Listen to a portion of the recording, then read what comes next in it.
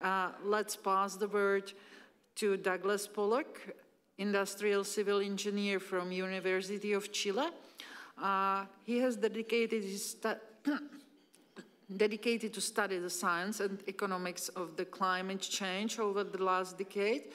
And as an energy expert, he has been able to prove the irrationality of renewable energies as a means of reducing CO2 emissions. The inevitable increase of electricity costs and their fundamental generation limit that are extremely adverse consequences for the Western economies.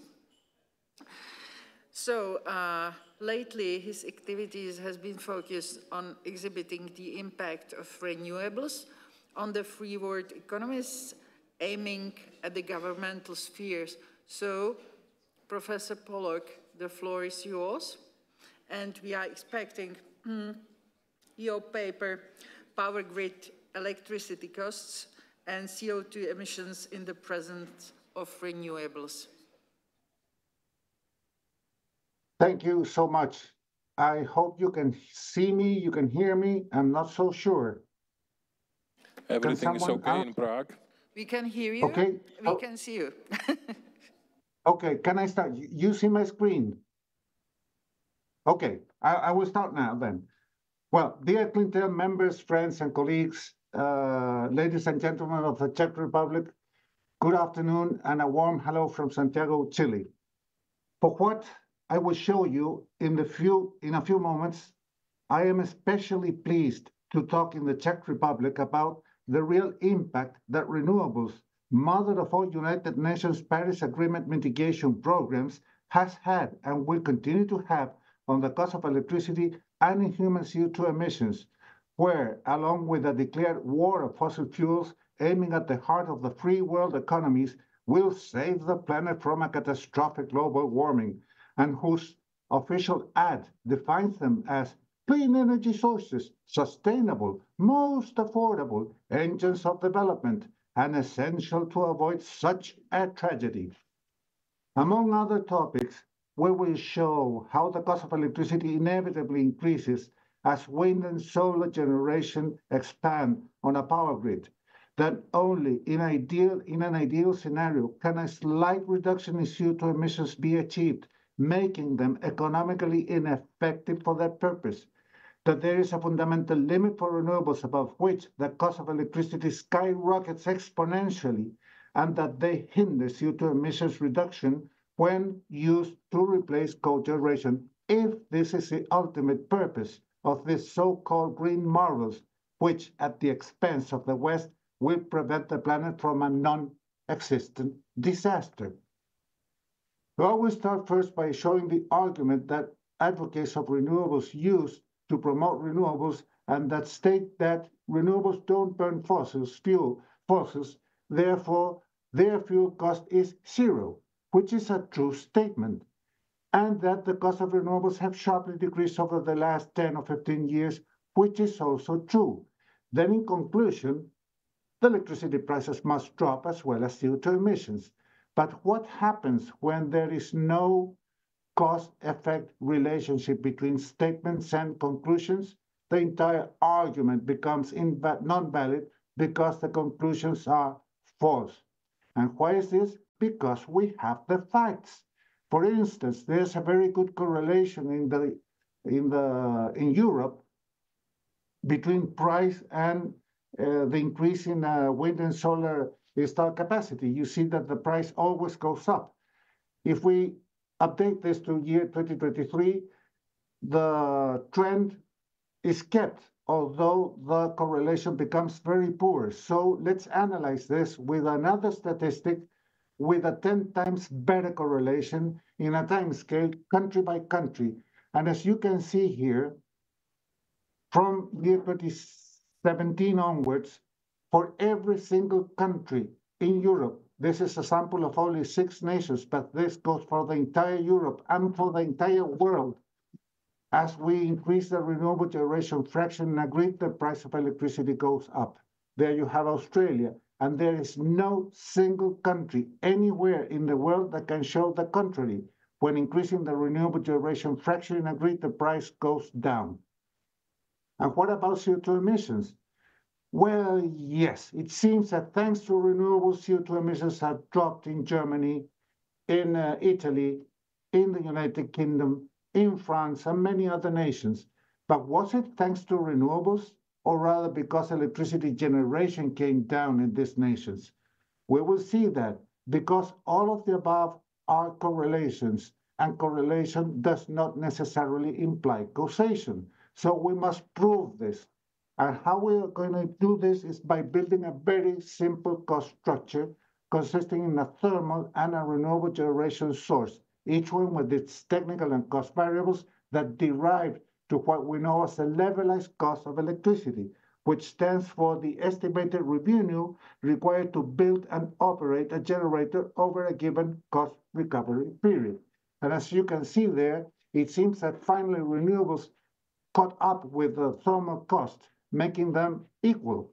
But this is absolutely misleading because in the case of the renewable cost, both the project lifetime as well as the capacity factor, by the way, is the actual total annual generation divided by the nameplate or full load capacity of a given installed capacity. Well, those have been severely overstated, as well as the thermal fuel cost that was exaggerated by twice. So we replace those numbers by real ones, and we get this realistic levelized cost of electricity, where the thermal cost is less than a third of that of a renewable generation source. But this is not enough to explain what happens in a grid or the cost of a grid, because levelized cost assumes a grid as an isolated system, and we must analyze a grid as such, as an integrated system. And what was missing here is nothing less than all of the above. When we increase renewable generation, despite we must reduce the same amount of thermal generation, because in every moment the sum of both generations must be equal to the demand, we must also increase a fraction of non-base load or inefficient thermal generation to back up the natural intermittencies of renewables. And that makes the fuel consumption to go up, thus the fuel cost, where H, capital H, is the operating heat rate in megabtu by megawatt hour, and E, lowercase e, is the price of energy in dollars per megabtu. Now, the question arises immediately, why don't we use then thermal generation instead of renewables? Because of the little thing at the left above that is called merit order, by which in every moment the grid selects the generator that exhibits the least marginal cost or variable cost, in this case, the fuel cost. And here is where renewables kick in, because their fuel cost is zero. So in having dispatchable or available electricity, renewables will be always selected over other sources of generation. But again, this is half the story, because what is still missing here is the full cost of electricity, which is the sum of the levelized costs weighted by their generation fraction in a grid. And it is neither of both values up there, is something in between, as you can see. Now, in the absence of renewables, we have only one thermal generation, supposing all the rest, leaving all the rest constants, nuclear, hydroelectricity, etc., that won't intervene in this play with the renewables and thermal sources of generation. We have a base load continuous or efficient generation and another fraction of non-base load or inefficient generation for peak and off-peak demand. But in the presence of renewables, we must add now that dark gray bar there, consisting in a non-base load or inefficient generation to back up these renewables, which more or less behave like this. When there is enough sun and wind, apparently seems that renewables will be able even to generate a full load capacity, apparently without the need of thermal backup generation, which is wrong, because that beautiful green bar there, there's a ghost, and that ghost is called spinning reserve, meaning that there will be a thermal generator hidden somewhere else in the grid, burning fuel without generating electricity, waiting for the wind and the sun to go away. And when they do go away, they quickly ramp up and fully replace the renewable generation. In average, in an annual basis, both generations are the same. So we come here to the first rule of thumb that states that if grid stability is demanded, for every megawatt of renewable generation capacity, there must be at least 1 megawatt of thermal capacity for backup. The biggest mistake of the West, as we will see later. Now, let's see the electricity generation cost from the perspective of a generator or isolatedly. The cost of renewables remain constant within a range because of the merit order. So as we increase the capacity factor, all its generation will go into the grid, so the unit cost remains constant.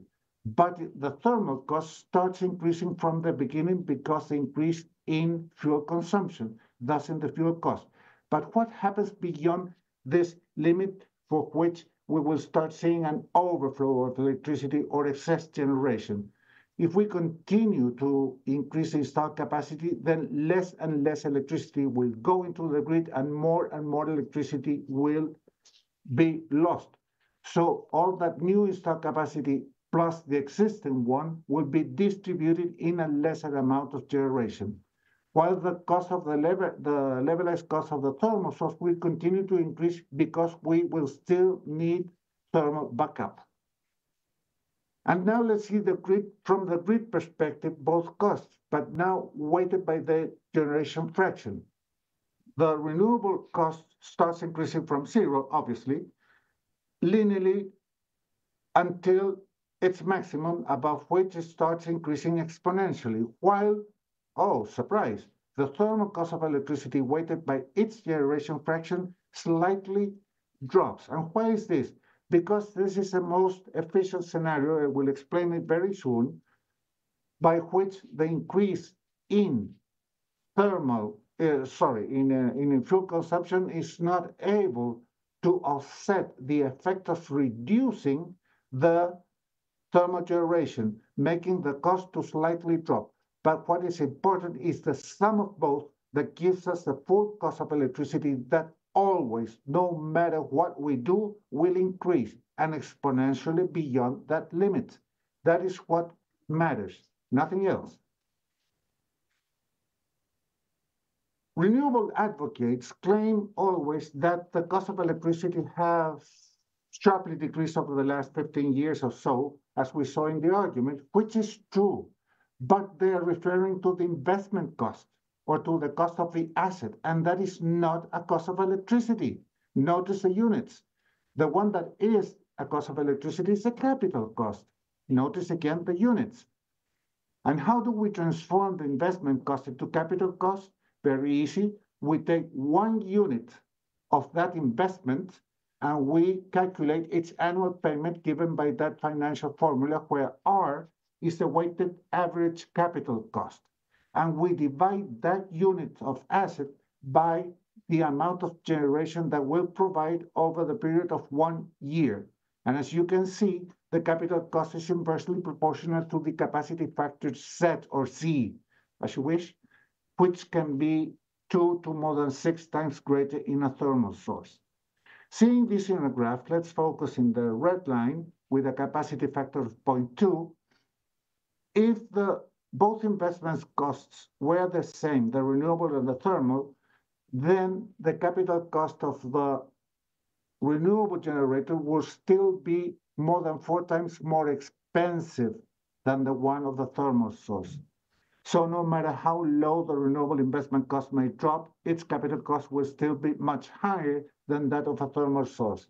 And this is the trick solved, because what matters is the capital cost and not the investment cost, as renewable advocates like to show. Let's move now to CO2 emissions.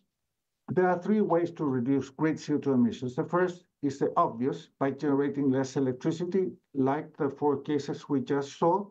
The second, mostly a case for the United States, by replacing coal generation with natural gas, because coal generation emits about 2.5 times more CO2 into the atmosphere than natural gas generation. And finally, in theory, by increasing renewables while proportionally reducing fossil fuel-based generation. We will focus in this one. Now, yes, there is one single case, one ideal case in which the CO2 output emissions rate, lowercase e there, is able to offset the effect of reducing the thermal generation. It's not able, sorry, to offset the effect of reducing CO2 thermal generation, making emissions, capital E, to slightly drop. And which is this case? When we mainly use combined cycle gas turbines to back up renewables. In no other case will that CO2 emissions not be able to cancel this effect. In all other cases, which are the most around the world, when we also use a large fraction of simple cycle gas turbines, oil generation, or even coal, like the case of Australia, then the CO2 output emissions rate increase is able this time to offset the effect of reducing the thermal generation, making emissions to increase. And this is the irrational scenario because renewables were meant to reduce CO2 emissions, not to increase them. How can we calculate all this? We must find CO2 emissions, output emissions rate, or operating heat rate, which would be the same, as a function of the renewable generation. And how can we do that? There's only one way to be able to separate or to divide the total thermal generation, the red bar below, into base load and non-base load. And the only country that does this is the United States of America, for which we will be able, following, to see their numbers. So it would be a good idea for grid operators to require generators to disaggregate generation into base and non-base load. This way, countries would know where they stand in terms of cost and CO2 emissions, and what to expect if continuing to increase renewables. Today, they are blind, pretending to save the planet from boiling by pointlessly installing more and more windmills and solar panels everywhere in every corner. We come now to the big question. Is there a limit to renewables in any grid? Or which would be the same to ask, are we going to have 100% of renewable generation in the future? My answer to that is definitely yes, but only after humans have landed in Jupiter. Why? You will see now. Let's explain this with this simple graph with that sine curve there, where in the left you can see that formula there, N is the renewable installed capacity necessary to generate the fraction F of the annual demand, which will be given by that expression where D is the hourly demand and Z is the capacity, renewable capacity factor. So if a given nameplate capacity is operating in this example at full load capacity, it will be able to reach 33% of the hourly demand. No loss, everything perfect. So we can continue increasing up to 50%. And we can continue increasing until we match the hourly demand. That nameplate capacity operating at full load capacity matches the hourly demand. It's easy to understand that beyond this, there will be an overflow or excess generation.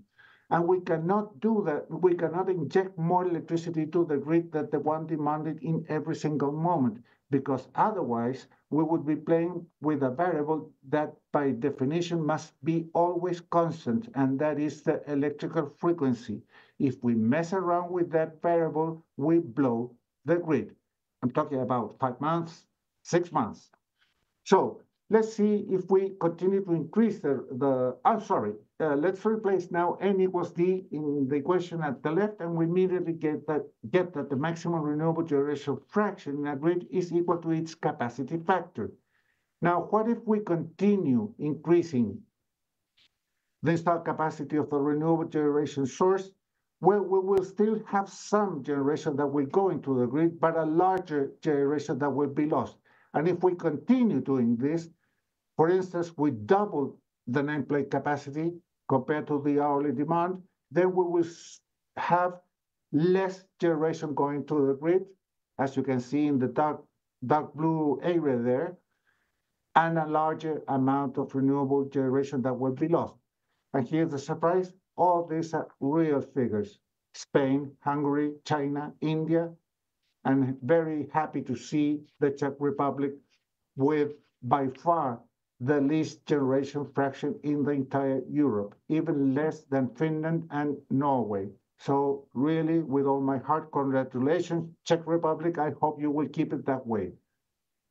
And we finally get to this beautiful equation devised by Lord Christopher Monckton that I believe he's there with you today, where E is the excess renewable generation capacity that will be equal to its nameplate capacity minus the hourly demand. And there you have this two beautiful and very important equation. We can see also this in a graph. The green line represents the renewable generation that goes into the grid linearly as it increases its capacity factor below its maximum, while the thermal generation goes proportionally down, because the sum of both must always equal the demand. But after that, the renewable generation exhibits an exponential decay, while the thermal generation also an exponential decay, as well as the thermal, the renewable generation loss will show an exponential increase. This is the same as to say that below that maximum fraction, the capacity factor of the renewable generator remains constant, but after that limit, it exhibits an exponential decay. And this is why we will get 100% renewable generation after mankind has landed in Jupiter, because as you can see, that tends to infinite. So in having infinite installed capacity for solar generation, we will get 50% of our demand of the total generation and 100% for wind generation, but only with infinite installed capacity, something impossible. Let's see what is going on with 19 nations. The first 10 there shows this situation where they have largely passed that limit. For instance, Germany, there's no surprise with Germany. This means that with their current installed capacity, operating at full load capacity, Germany to produce 1 megawatt of renewable electricity, they must produce 1.61 excess renewable generation. That is what this graph means. And here we have the other 9 nations that still have some room to continue damaging their economies and destabilizing their grids. Again, very pleasant to see the place that Czech Republic is occupying in this graph, and finally Russia without practically no renewables whatsoever. And now we can see what's going on in the United States, because as I said, this is the only country that divides the total generation into base load and non-base load. So for year 2022, they were able to achieve 13.6% of renewable generation fraction with a 26% of capacity, mean capacity factor. They were able to reduce CO2 emissions attributable only to renewables by 0.9% with respect to the grid generation, 0.3% with respect to the country, and 0% with respect to global emissions, meaning that one of the most efficient grids in the world. And after having spending trillions of dollars to achieve the 13.6% and being the second largest emitter of the world, haven't been able to be noticed by the planet, all their efforts. This shows us the insanity of renewables to reduce CO2 emissions.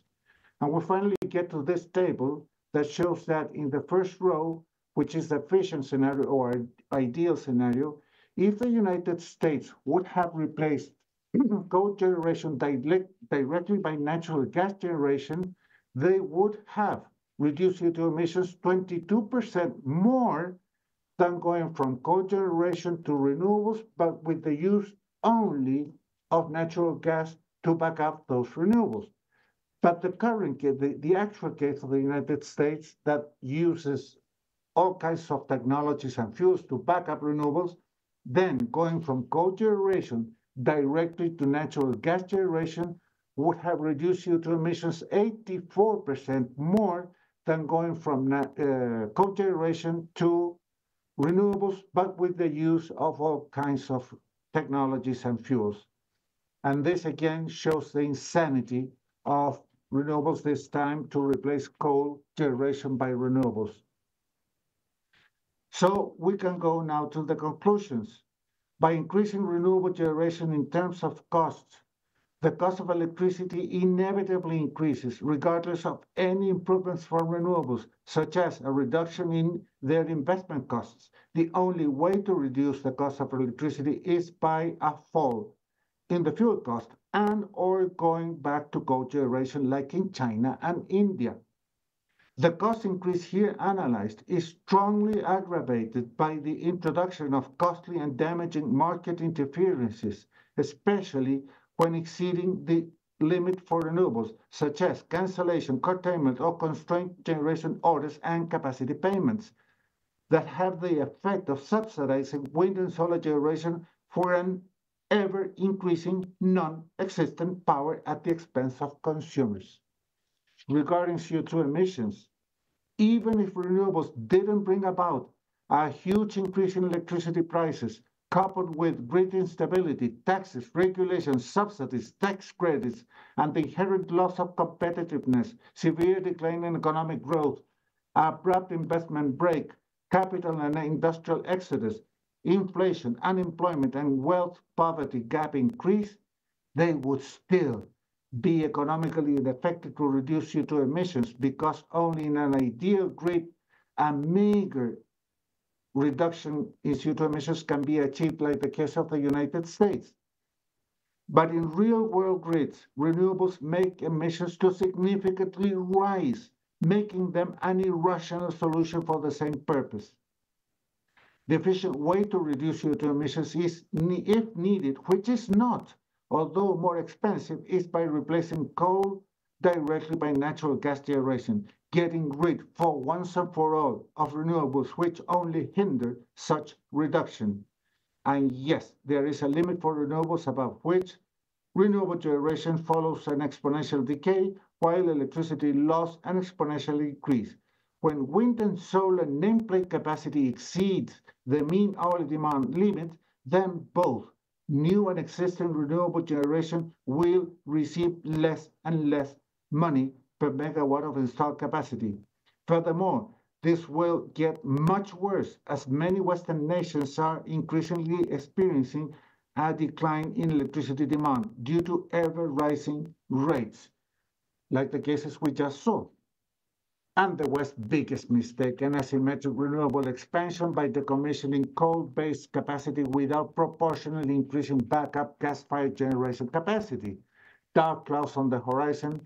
I was trying to mean by this massive blackouts on the horizon.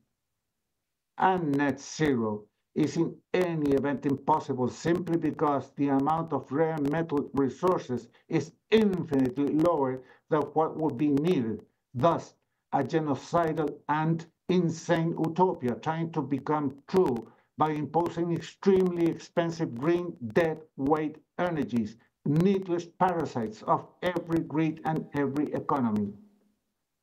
Unlike the Czech Republic and today the United States of America, Western governments desperate to reduce unsuccessfully CO2 emissions with their sweltering climate policies and energy transition agendas towards net zero have put decarbonization before affordability, reliability, and energy security, heading towards a self-inflicted economic collapse to the loss of energy independence and security of the free world nations without any measurable impact on climate whatsoever. Meanwhile, over the past 7 years, for every unit of coal generation capacity decommissions in the world, 2.3 units of that same capacity have been built in China and India. Who will finally triumph?